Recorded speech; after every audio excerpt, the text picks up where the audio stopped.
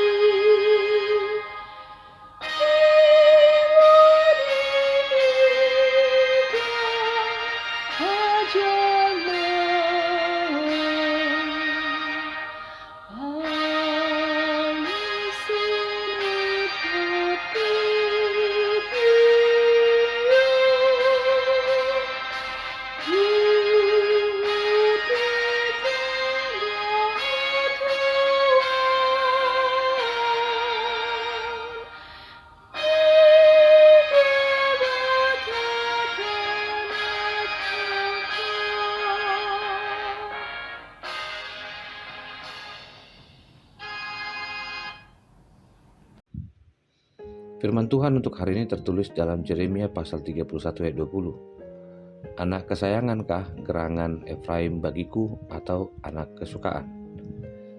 Sebab setiap kali aku menghardik dia, tak putus-putusnya aku terkenang kepadanya. Sebab itu hatiku terharu terhadap dia. Tak dapat tidak aku akan menyayanginya. Demikianlah firman Tuhan. Amanginang yang terkasih dalam Tuhan Yesus Kristus, selamat pagi dimanapun engkau berada, dengan harapan bahwa tahun ini adalah tahun yang dipenuhi dengan kebaikan dan berkat Tuhan.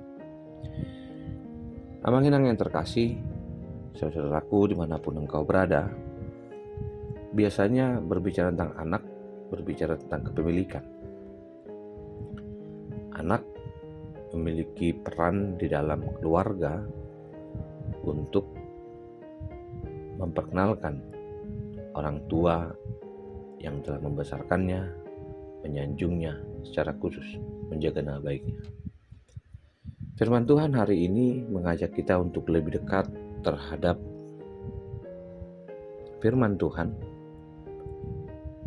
di mana firman berjanji bahwa Allah selalu menyayangi orang yang diperkenankannya. Kalau kita adalah anak Allah, maka pasti kita akan menerima didikan dari Bapa. Dalam Yeremia jelas diingatkan agar tidak terjatuh pada salah satu ekstrim di mana menganggap enteng didikan ataupun sebaliknya putus asa terhadap didikan. Seringkali menjadi seperti Efraim, kita menerima hajaran, namun kita bersikap seperti anak lembu yang tidak terlatih.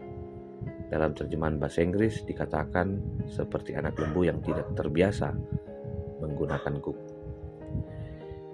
Kita juga tahu bagaimana pemberontakan terhadap kebaikan Allah seringkali membuat kita jauh darinya. Kalau kita mengerti didikan Tuhan, kita juga tidak akan memberontak dan tidak menentang didikan itu. Di sini Efraim dengan jujur mengakui pemberontakannya. Apa yang kemudian dikatakan supaya bawalah aku kembali, ia menyadari ia tidak bisa membuat dirinya berbalik.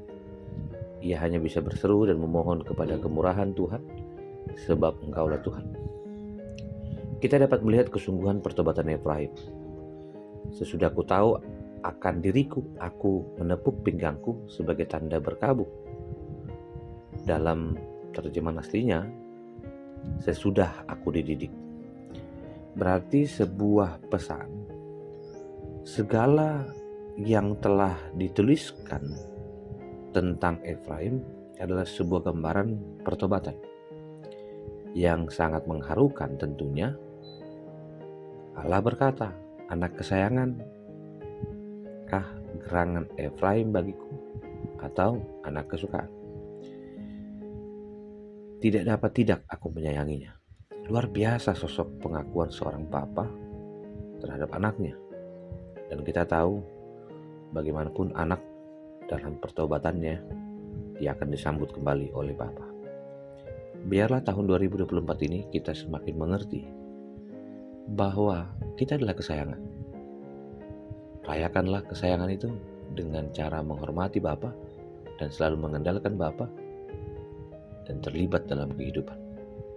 Mari sambut tahun 2024 ini dengan sukacita dan keberserahan kepada Bapa yang mengasihi kita, yang mengantarkan kita ke tahun yang baru. Dan percayalah, hidup bersama Bapa jauh lebih indah dan terencana untuk masa depan yang penuh harapan. Selamat pagi, selamat beraktivitas, Tuhan mengasihimu. Terima kasih Tuhan untuk firman-Mu yang mengajak kami atas penyambutan Tuhan terhadap orang-orang yang bertobat. Kiranya damai sejahtera Allah menyertai kita senantiasa. Kasih anugerah dari Kristus Yesus, kasih dari Allah Bapa, dan persekutuan dalam Roh Kudus memberkati dan menyertai. Amin.